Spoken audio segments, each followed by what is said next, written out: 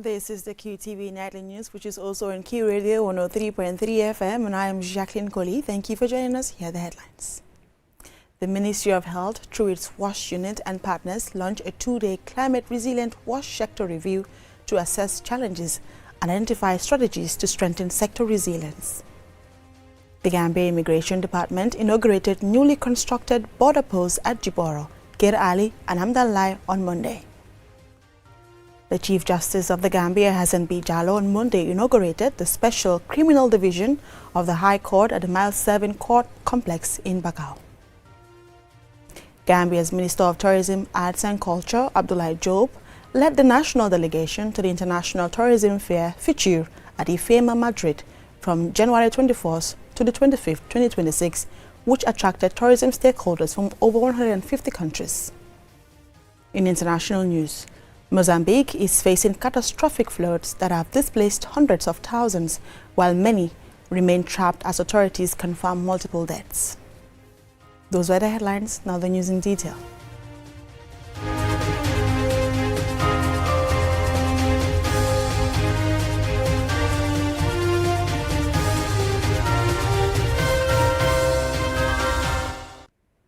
The Ministry of Health, through its Directorate of Public Health Services, WASH unit, in collaboration with the UNICEF Gambia and other stakeholders, today commenced a two-day climate-resilient joint WASH sector review aimed at assessing systematic challenges and identifying strategic pathways to strengthen resilience across the sector.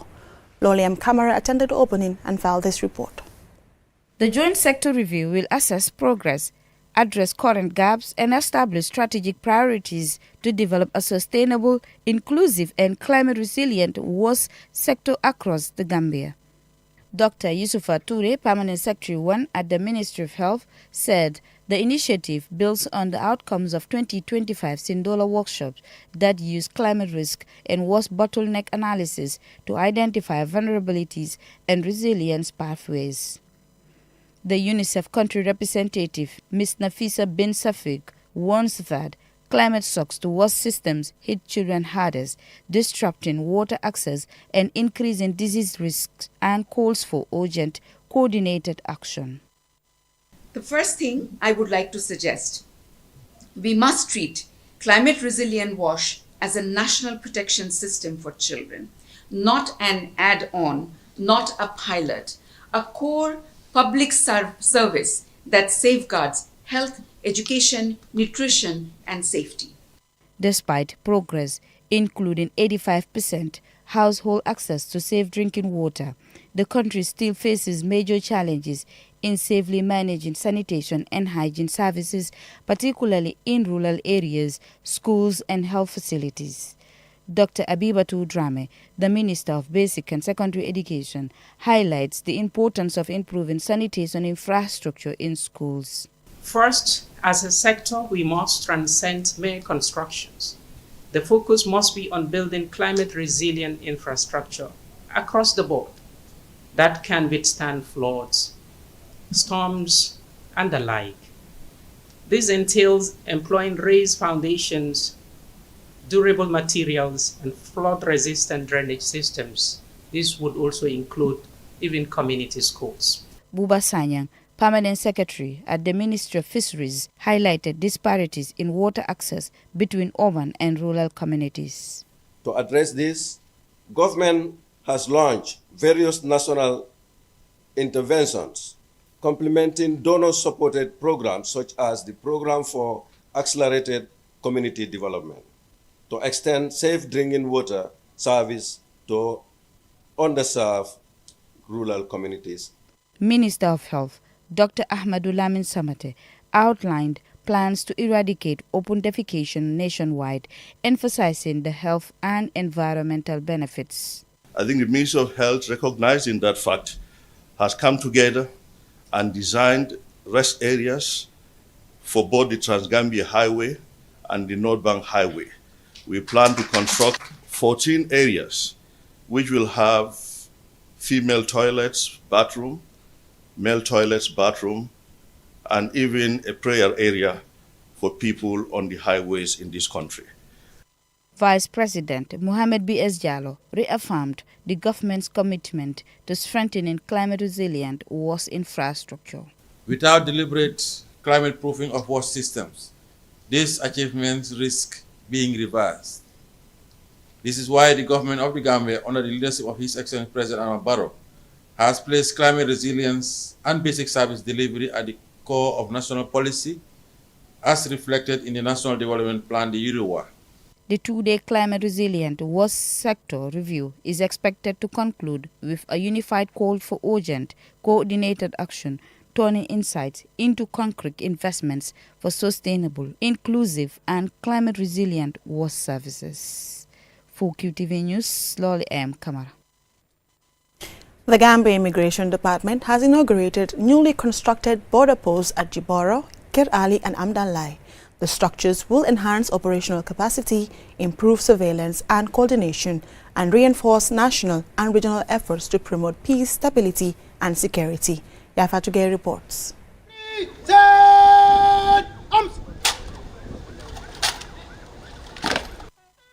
The facilities were constructed under the project titled Enhancing Border Management Capacities of the Government of the Gambia to Promote Peace, Stability and Security, funded by the Government of Japan and implemented by the International Organization for Migration, IOM. The development aligns with the government's post-2017 security sector reform agenda to strengthen the country's security architecture. Officials and stakeholders came together at the Jiboro border post in West Coast region for the main ceremony on Monday.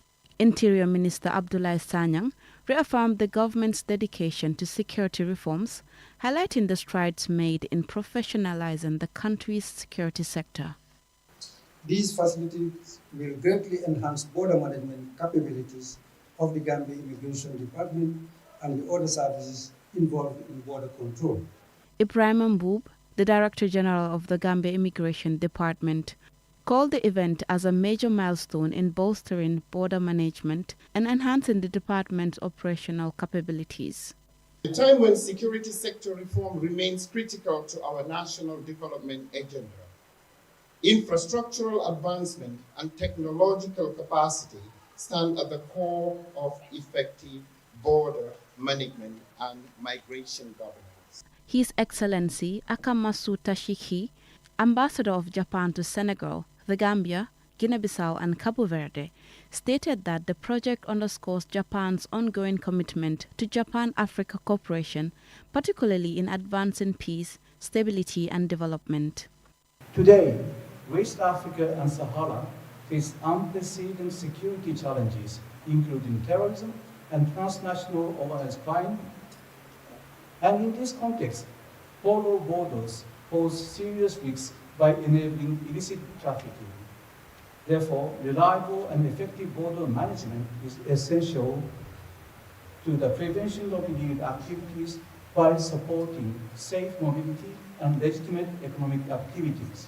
The Alcalá of Jiboro expressed gratitude for the partnership and urged the development of armed security personnel to further enhance border security in the community. Ms. Aissatou Kani of IOM mission in Senegal emphasized the importance of strengthened border security. Through this work, the Gambia is not only managing its border, it is expanding opportunities for regular mobility in line with global, regional, and national migration priorities. Together, let us continue building a system where mobility is not a risk, but an opportunity.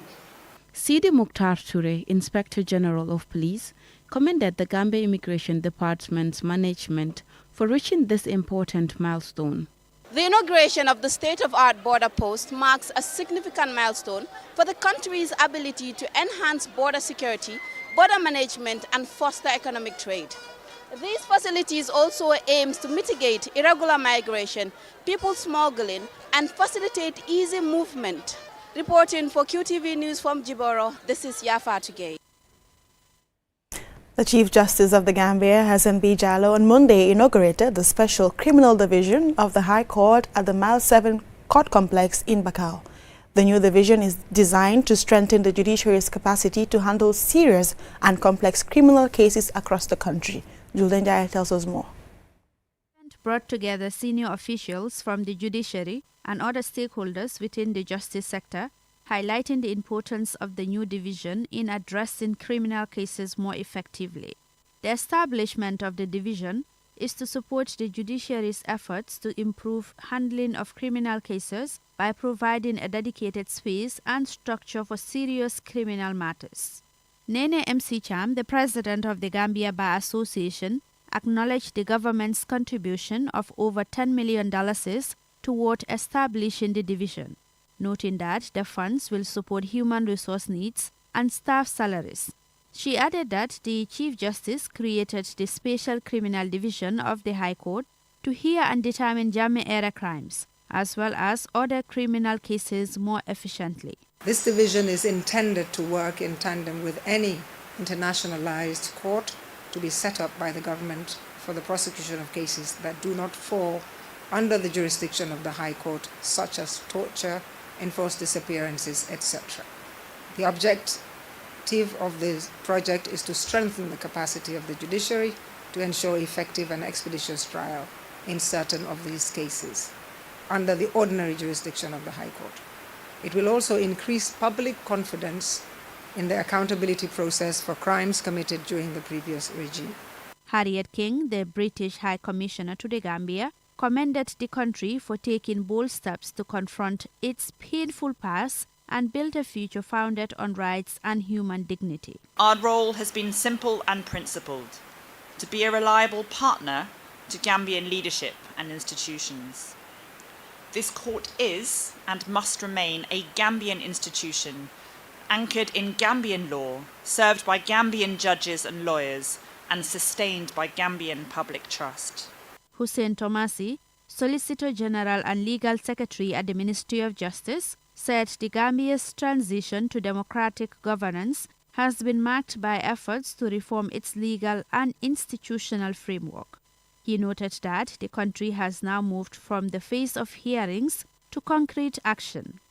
A very tough but real question that the Gambia has to grapple with is funding over accountability mechanisms in an era of shrinking global finance, donor fatigue, and competing development priorities. For the Gambia, the question is no longer how to establish specialized courts, but how to fund and sustain them over time without undermining their independence or effectiveness. Hassan B. Jallow, the Chief Justice of the Gambia, highlighted the government's commitment to continuously building the capacity of the judicial system to enable it to effectively discharge its responsibilities. Already a judge has been identified and assigned to move over here with the necessary staff and the equipment to commence hearing of cases. And we look forward to the facility building up and expanding with time to accommodate other judges of the Special Criminal Division. The inauguration marks a significant step in strengthening justice delivery and enhancing the judiciary's capacity to address serious crimes while advancing the Gambia's ongoing legal and democratic reforms. Reporting for QTV News, I am Julden Jaya. We will now go for a commercial break. When we return, we have more national and international news stories. Do stay tuned. Jata kendea akumaseta na domori mirangol leto o kammala FAO itol lim ministry kunda memmarta jata kendea la wolle ibulodi nyola ka sartolu londi walla ka taransilolu walang membe dending domor kalsar ngolla anim fanan na domori nyalla ibajala ibala jato sulata menna domorola nafala karola asiwo soto jata kendea si sabati isi tanka kurango fanamma adoyata nyaaw nyang ila domori sansabo isi nyin jamba ma fengolu domo wo jamba ma fengolu asikeno fang hani jabadin kanyango woye wasale isi nyin jamba ma fengolu ku ye seneya bake nin giyo koto jemembe borikan barikana anyuka jiyo nyin kono isi hakilo fanambulandi ko munafangolu membe nyin jamba ma domorolu kono ikana tabi fo tabiro nyi ya tambi woli yetinya nyin jamba ma fengolu fanan isi janole walla ye ike frijo kono kafo me freezing na suulu kono ibajela isi muna fanyin domor kendol la men ya lon koy kalsata sango mumew be kono isa lafa ila domor mirangol to nyin siman kilon la karola men mo nyin jamba ma fengolti ibaje la isi jata kende ya soto jata kende ya finansi sabati Gambia be nyin jamba ma fengolu domo isi simaya ijato si kende ya barikana nyina sartolu noma men ya lon ko ye wolle landi domor karsali ngola karola anim fana na domor nyala fannala wetgu yaram mu ngi dooree ci liñ am ci suñuy plate loolu nag moo tax buntu liggéeykaay United Nations seen banqaas bi dox na ci wàlli tëddalini dund ak mbayteef di Food and Agriculture Organization of the United Nations ak ministre bi saytu wàlli wér-gu-yaram gi ñoo jàppalante nag ngir gën a yokk nag lépp loo xam ne mu ngi jëm ci wàlli sartay niw teg nag ci wàlli ñami tànneef yi nga xam ne nii danañu jàppale ngir nag ñu mun a mottali lépp loo xam ne aajo nañ ko ci ñam yu sell lii nag ngir yéwénal wér-gu-yaram di ñu aari tamit ci ay jàngoro jëfool juróom benn xeeti ñami tànneef yi nga xam ne nii moom lañ faral di lekk bés bu nekk ñami tànneef yooyu nag mun naa nekk genn wàlli booli maalo wala genn wàlli mburu tàppalaapa lii nag ci ñami pepp yi bokk na ci tamit ak ñam yi nga xam ne ñami reen lañ lu mel ni ki ñambi ak pataat ngir nag ñu mën a am dund boo xam ne nii dana sell te jag ci ñun ñu tànn nag ñam yooyu nga xam ne nii tamit nekk na mbiram lu mel ni ki maalo mu sell ak wala fëriñ ak ñu yokk ci nga xam ne nii dana ñu yokk ñam yu sell lekk nag mu commencé ak tànneef yoo xam ne nii dana yomb ci li nga xam ne loolu la ñooy lekk toftal nag sarta yi nga xam ne nii tëral nañ ko ci wàlli ñami tànneef yooyu ngir yokk ñu nag kàttan ci ngën a yaxanal nag suñu wér-gu-yaram di wér-gu-yaram Gambia bu gën a sell.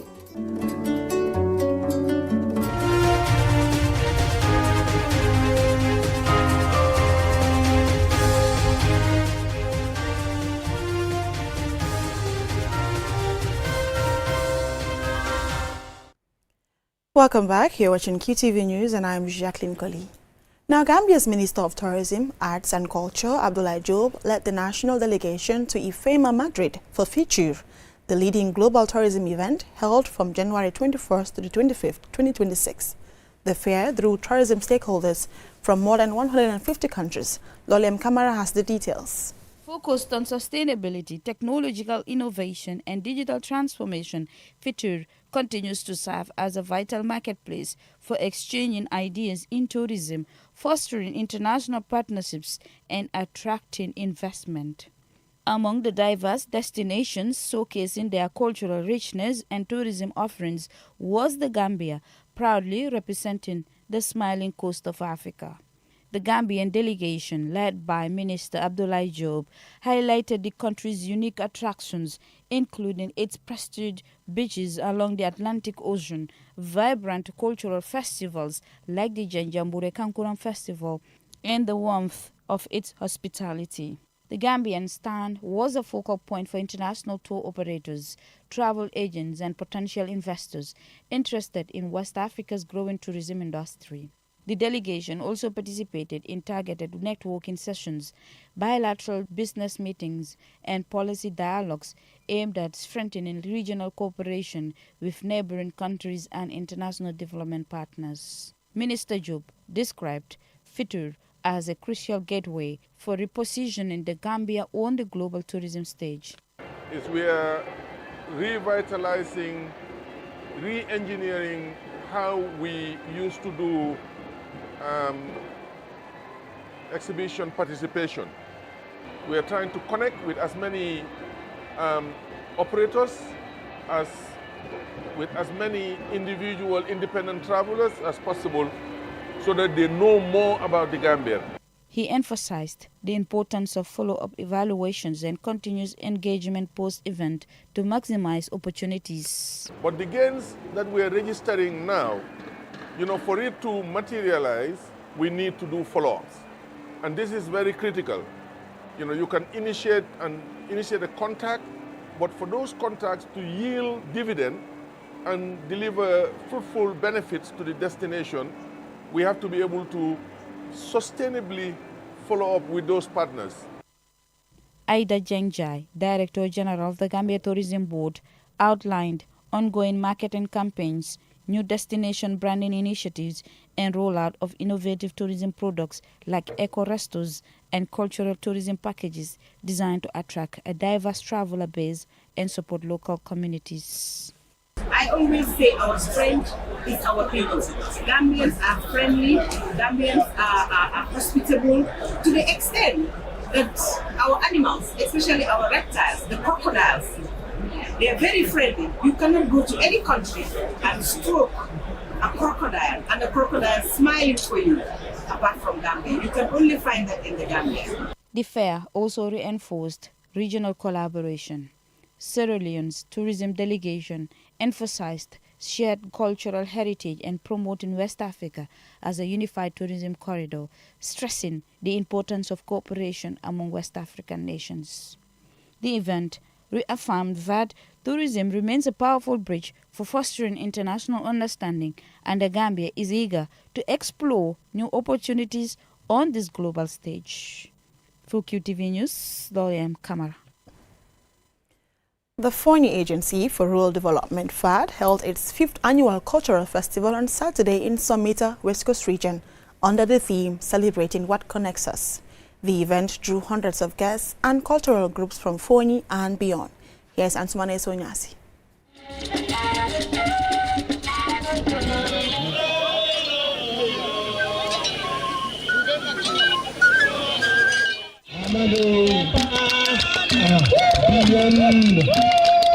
Festival and cultural lovers gathered in Fonyi Somita on Saturday to celebrate culture, strengthen social cohesion and mobilize resources to support development initiatives across the region. The FAD Cultural Festival, one of the most prominent cultural events in the Gambia, demonstrates how cultural diversity and preservation can drive sustainable growth, particularly in rural communities. At the opening ceremony on Friday, the Chief of Fonyi Berefet, Alaji Junkun Kamara, welcomed participants and guests to Somita and underscored the vital role of culture in fostering unity and social cohesion. The Vice Chairperson of FAD, Mariama Jammekoli, highlighted the agency's interventions over the years and its continued support for development initiatives across various communities. She also called on residents of Fonyi to remain united, noting that the festival plays a vital role in preserving the region's cultural heritage. Those who give time when time is scarce, those who give resources when resources are limited, those who give quietly without applause. You are the backbone of this organization, and today I salute you all. It gives me great pride to say that FAD has shown consistency and growth in serving the people of Fonyi. The West Coast Region Deputy Governor Musa Amul Nyasi, a native of Fonyi, highlighted FAD's significant impact in the region and urged businesses and partners to lend their support to the agency. Let us stay united and be one people, as we have always been. Do not allow anyone to divide us, because when that happens, we will not be able to achieve our development objectives. So I encourage us all to focus on strengthening peace and social cohesion in our community. The Chief Guest of Honor, Dr. Fatou Balde, recounted how her upbringing in a typical Fula home in Fonyi shaped her values and instilled in her a deep appreciation for unity and social cohesion, regardless of tribe, religion, or political affiliation, and thanked FAD for inviting her to what she described as a national event that should be supported by all. From an early age, my father taught me that Fonyi was a united place. He believed that our strength as a people came from our ability to embrace one another, regardless of tribe. In our home of Sinted, Jolas, Fulas, Mandinkas, and Wolof live side by side. My father himself spoke better Jola than Fula, and many of our Jola neighbors spoke Fula fluently. Following these speeches, the stage was set for cultural displays. Tribes from across Fonyi showcased their heritage well into the night, from masquerades and wrestling to songs and traditional dances. FAD once again reignited the admirable flames of Gambian culture, celebrating its rich diversity and strong sense of belonging. Antoine so Nyasi for KTV News. Coming up next is international news.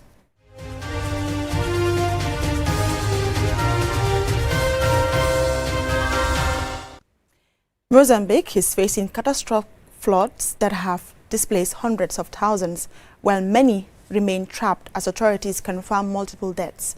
The disaster has triggered a regional humanitarian response, with the Southern African Development Community sending experts to assist with rescue and relief operations.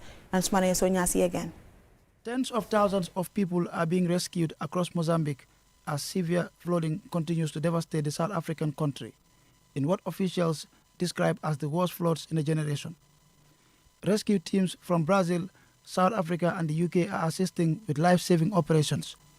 Many families in Maracuén, a town about 30 kilometers north of the capital, Maputo, woke to find their homes submerged after the Inkomati River burst its banks. They are forced to immediately evacuate following the arrival of rescue boats and volunteers, leaving behind all their belongings and taking only a change of clothes. In the wake of these deadly floods, authorities have set up 6 temporary centers, schools and churches, which now house around 4,000 displaced people. Many of those sheltering at Gwaza Mutini Secondary School in the north of the country are farmers from low-lying areas who have lost homes, crops and livestock. Rescuers report that floodwaters have reached unprecedented levels, and thus urge those who are still stranded, especially in low-lying areas, to accept help from boat owners who have taken it upon themselves to intervene and rescue people free of charge amid growing concern as the number of fatalities continues to rise. Among the dramatic footage is one from President Daniel Chapo, who shows his presidential helicopter rescuing some people trapped by the floods. In Maracuén, the mayor, Safi Sidat, has also joined appeals to residents trapped in the affected areas to accept help from rescue boats, as many are reportedly clinging to trees and rooftops. In his city alone, more than 10,000 people have been affected, and authorities, quoting provisional data from the National Institute for Disaster Risk Management and Reduction, say at least 642,122 people have been affected nationwide since January 7th, particularly in the southern and central regions. The national broadcaster TVM has also featured images of the devastation and the rescue efforts. 12 flood-related deaths have been recorded during this period, while a total of 125 people have died since the rainy season began in October. Meanwhile, a regional emergency team sent by the South African Development Community has arrived in Mozambique to help deal with the aftermath of severe flooding. The team includes a specialist unit as well as experts in logistics, search and rescue, public health and communications to support local authorities. Since arriving on Saturday, they have been integrated into Mozambique's national humanitarian system to reinforce ongoing rescue and recovery efforts. Ansmane Sonyasi for KTV News. That's all for this bulletin. Join us again at 10 p.m. for another bulletin. Thanks for watching.